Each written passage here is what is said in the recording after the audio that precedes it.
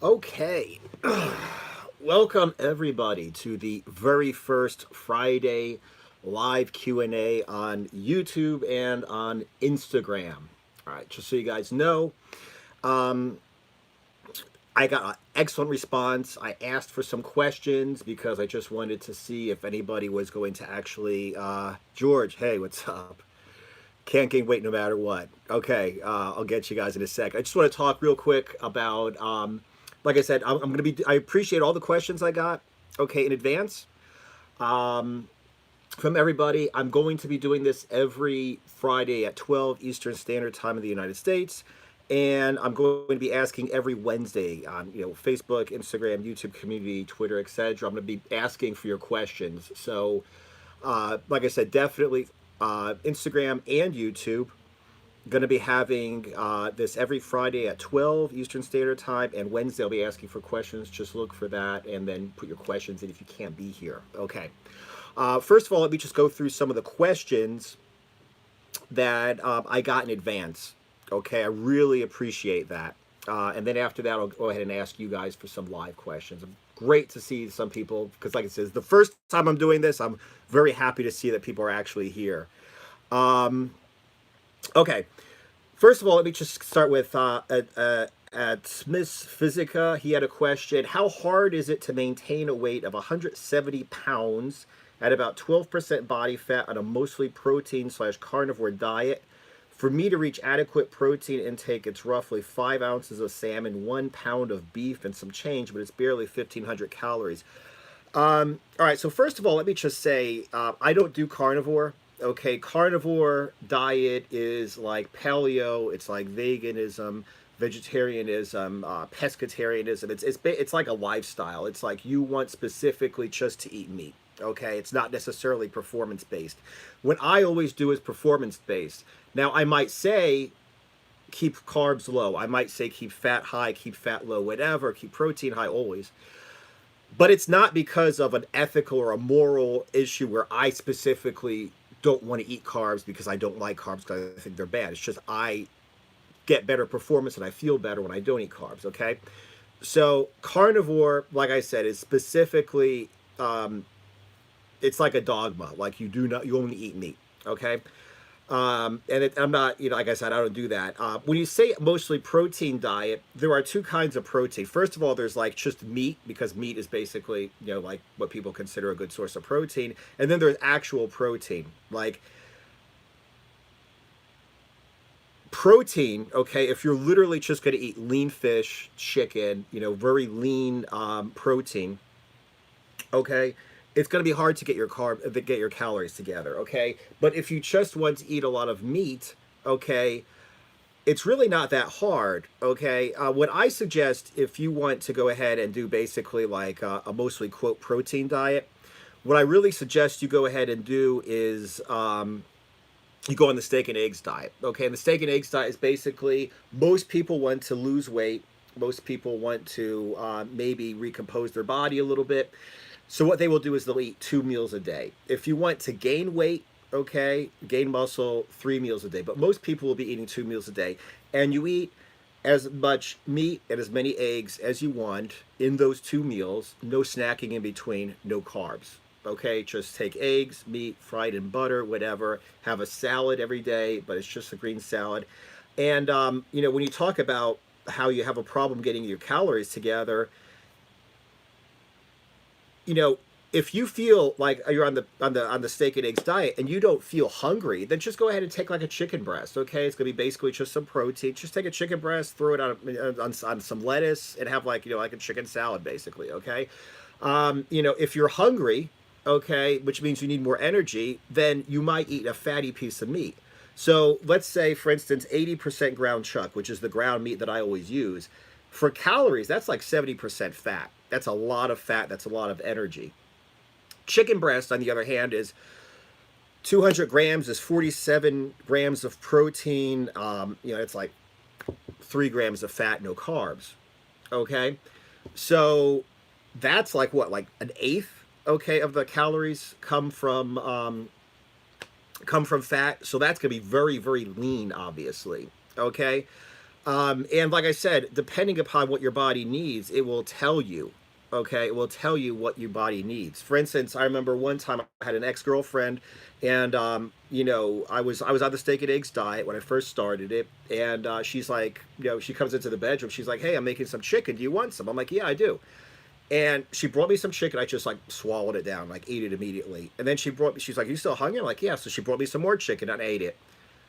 Okay, and then she's like, "Are you still hungry?" I'm like, "Yeah." So I ate all the chicken. Okay, she cooked chicken for herself. She cooked some extra chicken. I ate her chicken. She cooked. She had some extra chicken in the refrigerator that she cooked. I ate that too. We had to go to the store to get her chicken so that she could eat too. And I had like a growth spurt. Like, no, I immediately got stronger and more muscular within a few days. So you could tell that like I needed protein. On the other hand, there will be times when you'll just need fat. And when you'll be on the steak and eggs diet, you'll just be craving whole eggs. You'll be craving fatty ground beef. You'll be craving oil and grease and stuff. And that's because your body needs more energy. Your body needs more fat. So, like I said, if you're hell bent on going on a kind of like an all meat diet, if you're hell bent on going on a really simple diet like that, that's not really structured, I suggest, like I said, just take 2 meals a day of whatever kind of meat and whatever, however many eggs you want. Okay, eat a lot, eat a little, eat lean meat, eat fatty meat, whatever it is that you feel like eating that day. Okay, me personally, I always have a goal. Okay, a performance-based goal. So these days, I don't really do the steak and eggs diet anymore. These days, what I do mostly is like, if I'm trying to gain weight, I'll be on some kind of a lean bulking diet. If I'm trying to lose fat, I'll be on some form of the pure protein diet.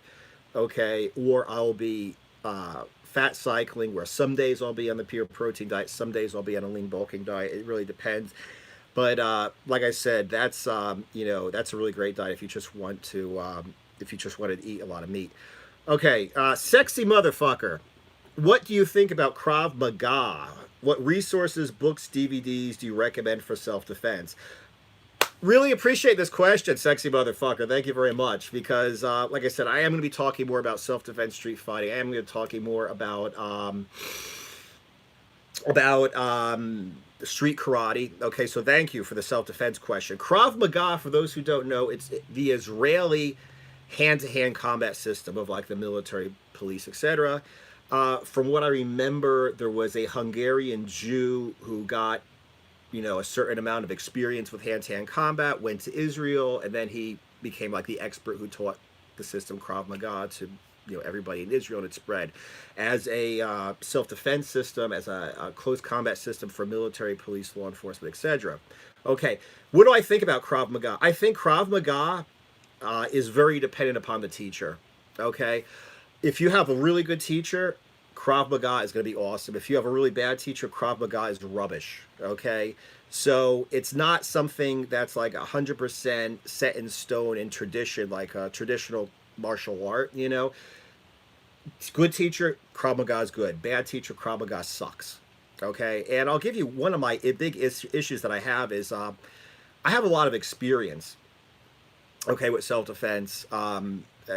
For at one point in my life, I actually had a great job, but I still worked on the side as a bouncer a lot in places where we were like in fights all the time, like literally constantly fighting. Okay, if we didn't have like a couple fights every night, at some point within like a couple weeks, we'd have like 5-6 fights in a night. It was just crazy, and I got a lot of experience. The very first fight I was ever in, the very first real street fight I was ever in when I was a kid, young kid. Okay, I punched a guy, and I broke my hand. Okay, like that was like maybe not quite 30 years ago, and my knuckle is still screwed up. Like you can't really see it that much maybe, but if you see my hand in person, my knuckle that I broke is still screwed up. Okay, so I don't like teaching people or seeing people teach people to punch people in the face. Okay, another thing I don't like about punching in the face is it's not like in the face. I mean, you have to hit a particular spot to get a particular effect. So I really do not recommend calling something in the face. You have to actually target a certain area to get an effect. Okay, And a lot of good Krav Maga instructors will teach you palm strikes, they'll teach you elbow strikes, they'll teach you ways to hurt a person without hurting yourself, without breaking your own hand. A lot of others will teach like watered down kickboxing, watered down MMA. So like I said, a good Krav Maga instructor, maybe somebody with a little bit of combat experience himself, will teach you how to really fight, how to really, like I said, not break your hands, how to really do whatever it takes to win and survive. On the other hand, a lot of them are just like, oh, just punch the guy in the face. If somebody tells you to punch a guy in the face, he's never been in a fight in his entire life, okay? Because, like I said, you will very, very likely break your hand doing it. Okay, so like I said, Krav Maga, and this is, once again, when I was living in Germany, I was working as a bouncer, and the guy who managed a strip joint, a couple of strip joints actually, was looking for self-defense training, and he asked one of the other guys. The guy's like, "Ask Bob."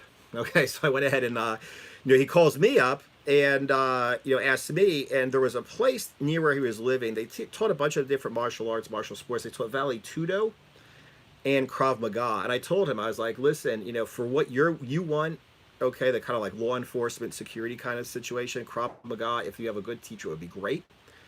Valley Tudo, if it's proper Valley Tudo with headbutts, teaching people to fight on concrete floors and stuff like that, Valley Tudo would be awesome as well. So it depends. And he ended up going, trying out the Krav Maga. He liked it, and he kept calling me, telling me, every time I saw him, he's telling me how great it was, how good the instructor was. So like I said, it's definitely a question, Krav Maga, whether you have a good instructor or a bad instructor. What resources do I recommend for self-defense? There's not a lot of good resources out there. What I do recommend is you read everything from World War II combatives. Everything from World War II combatives. It is terrible that there's a company called Paladin Press that is no longer around. They didn't go out of business. They just said, hey, we're packing up shop. They just closed the business for some reason. Paladin Press used to have a lot of old World War II combatives manuals, okay?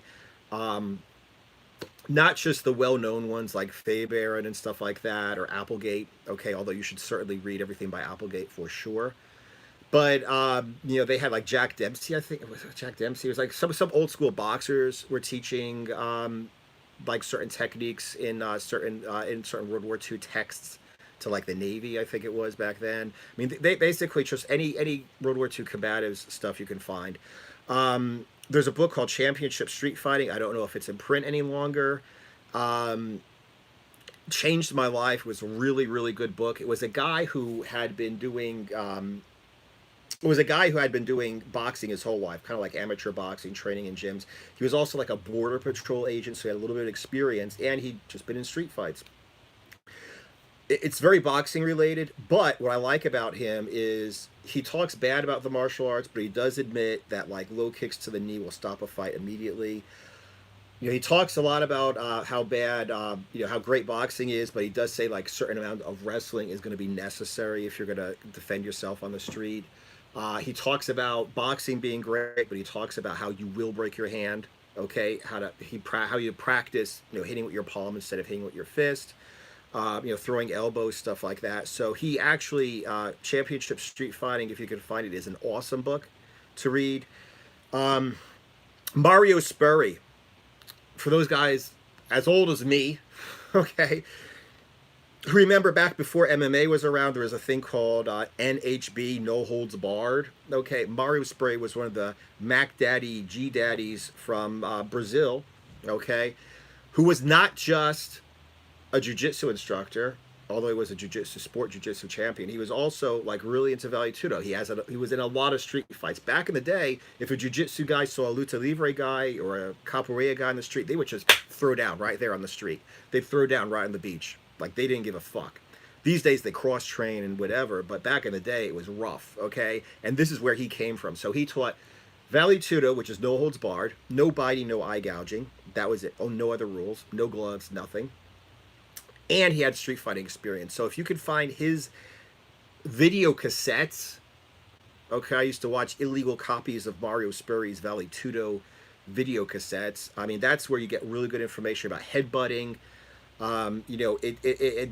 It's sport kind of, but it really, it shows you how to work out of the guard, but it also shows you how to headbutt from the guard for instance, okay? It shows you how to take a guy down, but don't just take a guy down and land on the soft, cuddly mats, because he used to fight on the street. So he knows, like, if I bear hug you and trip you and fall, I'm landing on concrete on my arm, you're landing on my arm, I'm landing on you on my arm, and I will break my shit, okay? So he actually realizes, like, when you take a guy down, you need to open up, you know, and not land on your own arms and stuff like that, you know, stuff like that. And one other person that I'd really like to recommend is Marco Lala, Marcolala.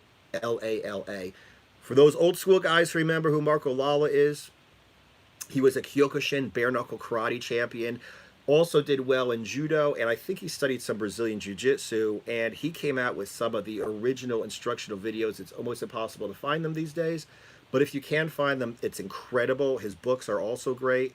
At one point years ago, he had his own school. He was doing seminars. He was awesome. He was way ahead of his time in terms of street fighting, based self-defense, and in terms of like karate, judo, etc. for MMA. Before MMA was around, it was no holds barred back then. He was moving his school, looking for a new school, a place to put his school in, and he realized how much money the real estate agent was making. So he got out of teaching karate, closed down basically his online business, and became a very successful business real estate agent in New York City. So there he is. Okay, but if you could find Marco Lala's stuff, it's really incredible. He teaches, like, he has one video that's just all about scientific street fighting, like how to pull hair, how to eye gouge, how to bite, you know, how to headbutt, stuff like that. I mean, really, really good stuff, okay? So Championship Street Fighting, the book, Mario Sperry's Old Valley Tudo series, anything by Marco Lala, and any kind of World War II combatives. That's what I recommend for self-defense training. FR4NKI3, so Frankie 3. Pure protein versus steak and eggs for fat loss. How many meals a day with a pure protein diet? What macros should you follow on the pure protein diet? All right, pure protein versus steak and eggs for fat loss. Steak and eggs is a very pleasant, very easy diet to be on. You know, it's really easy if you're on the road a lot. It's really easy if you're on vacation. It works awesome. Really suggest it. But if you want fast results, the pure protein diet is where it's at. Okay. So really it just depends. You know, do you want to, like, you know, really intense fast results? Pure protein for sure. Okay. How many meals a day with a pure protein diet? As the name implies, the pure protein diet is mostly protein. As we know, protein does not satiate your hunger very well. So what I do certainly suggest is that you do every 3 hours you eat. Okay, so I suggest you eat 6 meals a day, and I suggest you eat every 3 hours. Okay, if you don't do that, you've been warned. Okay, you know, because the idea is basically, you do eat some fat on the pure protein diet. If you eat a meal with protein and a little bit of fat, you'll kind of satiate your hunger for a little bit. And then right when you start to get hungry, you'll have another meal, maybe just pure protein. Then it will kind of satiate your hunger for a little bit. And then you'll go ahead and you'll have another meal, maybe with a little bit of fat in it, that will satiate your hunger. So you'll constantly be kind of okay. You'll never be stuffing yourself, but you'll be kind of okay all day. Okay, on the same time, you know, like I said, if you go for hours, you'll eat like maybe a little bit more, okay, a larger meal, but since it's just protein, it'll be quickly digested, and then you'll be very, very hungry. So I really suggest you eat every 3 hours on the pure protein diet, and do not take shakes, okay? What macros should you follow on the pure protein diet? Okay, first of all, it's kind of interesting. I was thinking about this, like, how should I answer this question, okay? Because I do make a living selling this shit. Okay, first of all, I will say the macros are 70% protein and 30% fat. Okay, it's enough fat to keep you satiated. It's enough fat to keep you from becoming a zombie. It's enough fat to get you through your workouts. It's enough fat to get you through your through your cardio. Okay, if you do HIIT cardio or whatever. But because it's so much lower fat, the calories are lower. Okay, and since it's so much lower fat, you're not eating carbs. You don't get a whole lot of energy from protein. So by dropping your fat down to 30% instead of like 60, 70, whatever on normal keto, you're going to have to burn more body fat. That's basically how the diet works. Now, in terms of, like I said, be giving away too much information, a couple of things. First of all, there's a lot more to it than that. Okay, specifically how to transition out of the pure protein diet, how to set it up exactly.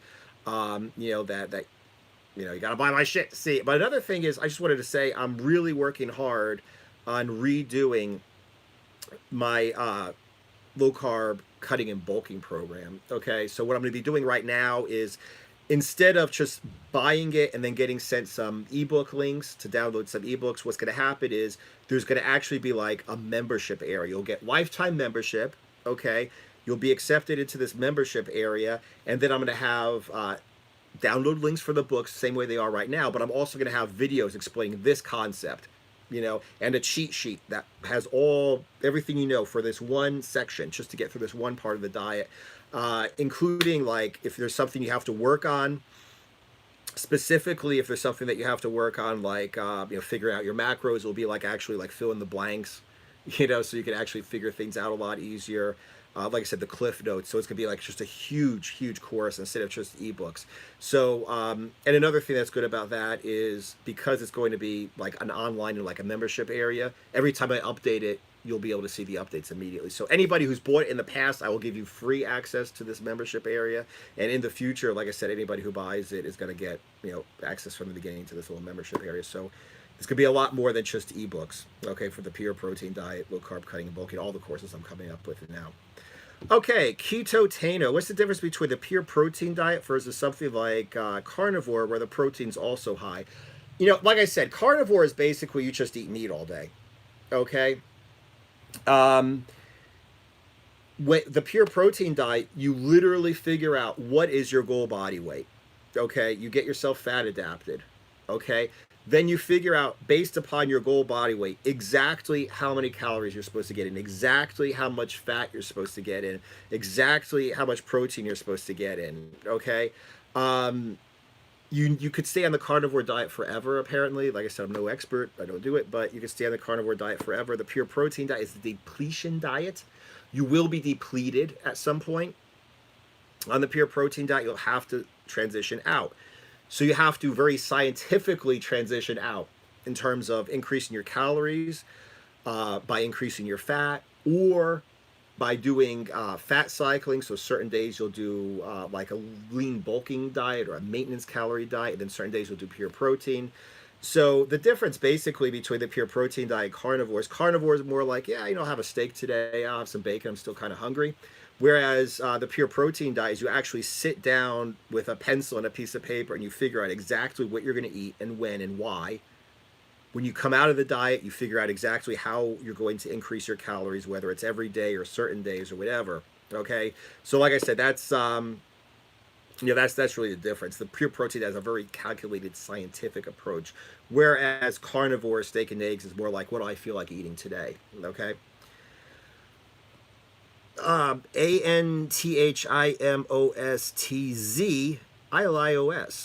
Okay, bulking / lean gains on keto. How can it be done? Excellent question. Not a whole lot of people talk about this, but I have gotten excellent results. Lean bulking on low carbs. Okay. How can it be done? Let me just first say that you need two things to survive. Okay. And two things to bulk, two things to train. Okay, you need protein to maintain muscle, your organs, okay, and to build muscle. Okay, you also need a source of energy. Now, the difference between carbs and fat largely is that fat's necessary also, okay, for hormone production. It's very necessary for hormone production, whereas with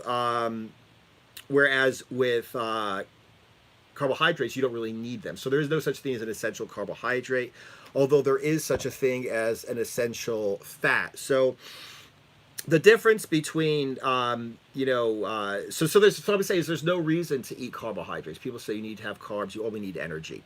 And you can get energy just as well when you're on a low carb diet as when you're on a high carb diet. So what do?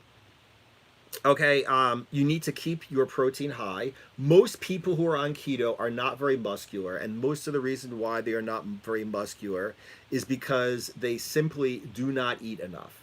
Okay, they simply do not eat enough protein. Number one. Okay, and number two is, like I said, you just basically have to figure out how much fat you're going to take in, how many total calories you're going to be taking in, depending upon where you're at, and depending upon what your lean body weight is right now. Okay, and how active you are. Okay, whether you're lifting weights or whether you're lifting weights, weighted calisthenics, whatever, and doing cardio. I mean, depending upon how active you are in general. Okay, but basically, the really how it's done is you just make sure you get in a lot of protein. Okay, I like 1.5 grams per pound of goal body weight. Okay, and then you adjust your fat dependent upon where you are right now.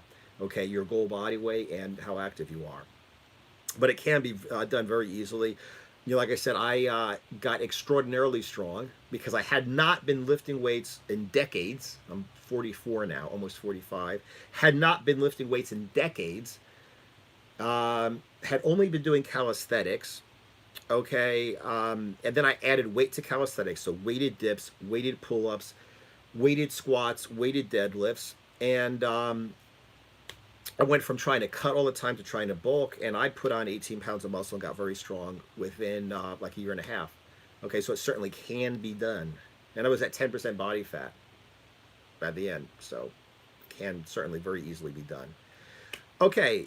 Javier Torres, if I follow the pure protein diet, does that mean my insulin levels will be high because of the 6 meals daily?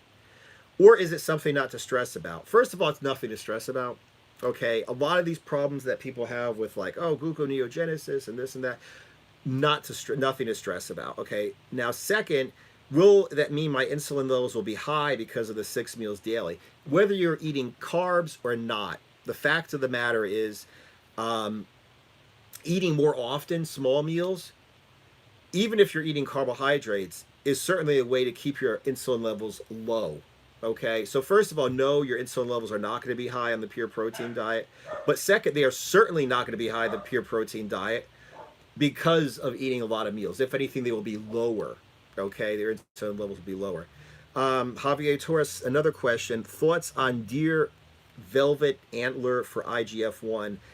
I've never really looked into it. I've never looked into raising my IGF-1. I've never looked into deer velvet antler. I will say, however, that my experience back when pro hormones started out with like tribulus and stuff like that to increase testosterone, and these days people come up with IGF-1 boosters and HGH boosters. Honestly, if it's going to make a massive difference, it's illegal. Period. Okay. Most of this stuff is snake oil. Most test boosters do not work. Tribulus, some people get like a libido boost. Some people get whatever kind of a boost. DHEA, some people get kind of a little bit of a boost of something in it. Okay, that has a lot to do more like if you're older.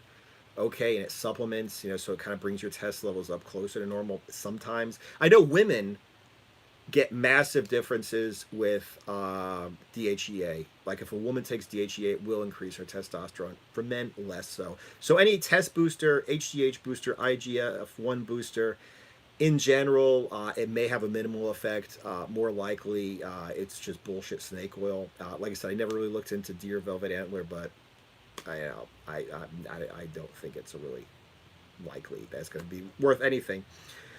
Abdul Rahman Alumnayez. How to calculate macros on steak and eggs? Don't. All right, don't. Like I said, with the steak and eggs diet, just eat. Okay, if you're trying to lose weight or recompose or whatever, like most people are, just eat 2 meals a day.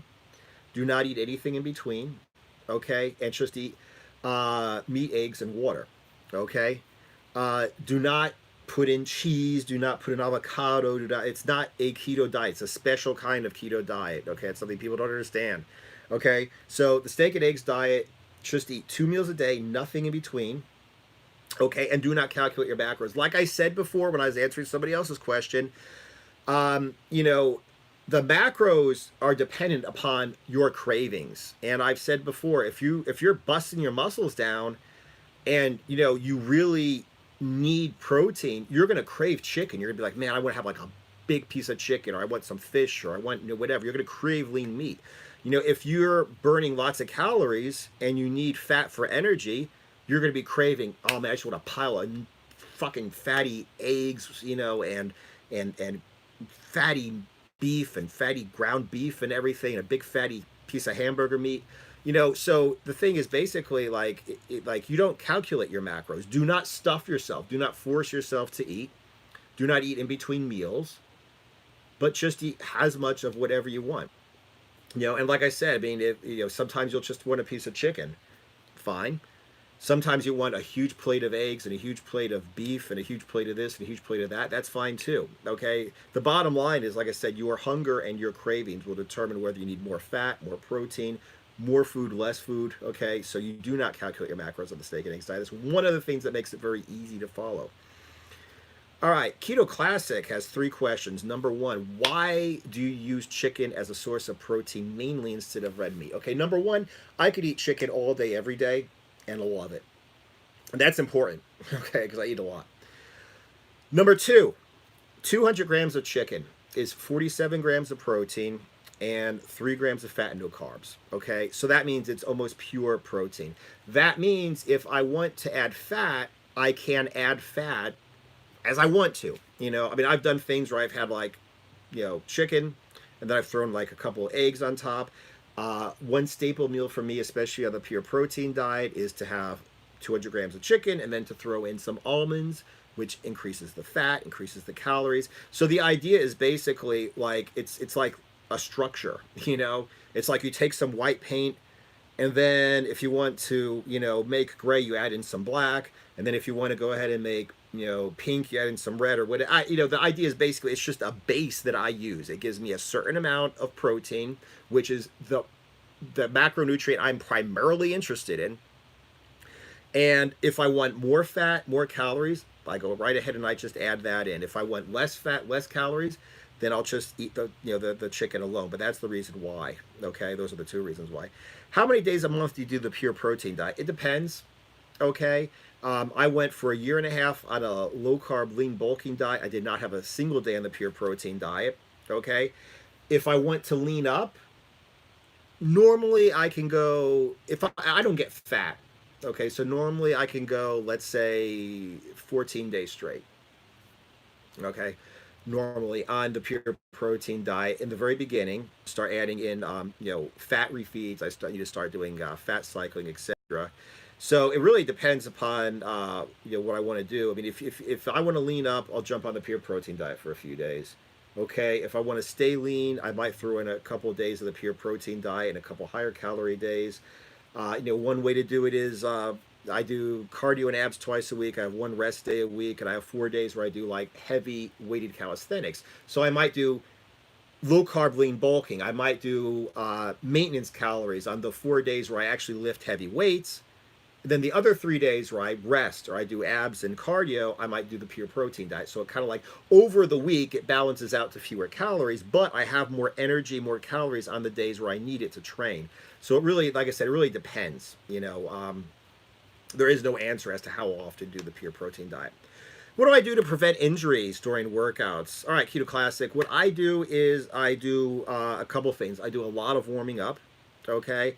It doesn't take forever for me to warm up, but I certainly am stretching. I stretch, do static stretching. I know it's not cool these days. Static stretching before and after every workout. And I maintain squeaky clean form. Okay, very clean form. And I do not overtrain. Okay. I have injured myself, and that's one of the things that's going to go into my new product about, size and strength. Okay, the program to build size and strength. How not to injure yourself, okay? Do not push the weight. Do not increase the weight too quickly or too long, okay? So in addition to warming up, in addition to stretching and keeping your form really clean, if you have an acute pain, not like my triceps sore, but like my joint, my tendon, especially the tendons connect bones to muscle. Your muscle's going to get stronger faster than your tendon. Your tendon will snap before your muscle will. If you get a sharp pain, stay at that weight. Okay, do not keep increasing the weight and fight through a sharp pain. Okay, and that's basically it. What I do to prevent injury during workouts is I'm an old man. I'm 44 years old. I'm willing to do this in the long haul. So I'm not concerned about like, I need to get the results now. I need to bench press 5 million pounds today. It's more like, dude, if I add in like a little bit of weight a week over a period of 10 months, I'm gonna be a fucking monster. Whereas somebody else will injure himself trying to get to 300-pound bench press within 3 weeks. I'll take like, 8 months, 9 months to do the same amount, and I'll come on with squeaky clean form, and my joints and my tendons will work. Okay. And the only time that I hurt myself was when I didn't follow my own advice. So follow my advice. Okay. Hey, Bob, what's your take on implementing deload periods into weighted calisthenics training, especially if you progressed well in terms of poundage and reps, but are starting to feel physically taxed and not seeing new products? And that's from Guryat Kira. Okay, great question. I am not a really big fan of deloading. Okay, deloading is somebody might work for like several weeks trying to get stronger, pushing it hard, and then they might take like a week where they kind of like drop the weights down or they drop the volume down or whatever. There are a million different ways to do it. I'm not a big fan of doing that. Okay. Honestly, to be entirely honest, life comes at you. Okay. I remember recently I went to a gym, I think it's called Iron Religion in Orlando, because my girlfriend, or my girlfriend, ex-girlfriend possibly now, had she had a seminar, so I went with her, packed my laptop, and I went ahead and I worked down with her. And I couldn't fit a lot of weight on the trap bar. So I ended up with a deload week, because those 2 workouts that week, I just could not fit the weight physically on the bar to lift as much as I usually lift. So that was a deload week. You are going to go on vacation, okay? You are going to at some point have to work out somewhere else. Something is going to happen, and those are my deload weeks. Those when that happens. Now, in terms of you've progressed well in terms of poundage and reps, but are starting to feel physically taxed and not seeing new progress, what I suggest in a situation like that, and I'm going to talk about overtraining in a video. That sounds like mental overtraining. That's the one type of overtraining you cannot really combat with. Kind of like, okay, so like maybe overtraining is like you're not eating enough. Well, eat more. You're not eating enough protein. Eat more protein. You're not sleeping enough. Sleep more. You're not doing this. Okay, most types of overtraining you can really fix, but just this like mental burnout or the CNS, central nervous system burnout, you can't really fix that. Okay, so the idea with this really is, what I suggest you do is, if you've been pushing hard, you've been making a lot of progress, and right now you're feeling physically taxed, you should sit down and you're happy about the fact that you've made so much progress, and you should stay at that weight. Okay. I did this recently. I finally got my 20 rep squat up to 315, which is my lifetime goal. I never ever want to go higher than that. I got my trap bar deadlifts up to 5 plates for 5 reps. Never want to go up higher than that. Okay, I'm going to play with my volume maybe, but I don't want to go up any higher than that. So the thing is, when I was getting up close to that, I got up to like, 4 plates and like a 25. And like, I just really was taxed. I really couldn't make it. I really couldn't go any further. So I just kind of stayed at that weight. I just stayed at that weight for a while. That's all I did. And I just pushed and pushed and pushed. And, at some point the training became fun again. At some point it became easier to do. And at some point, I pushed a little bit further.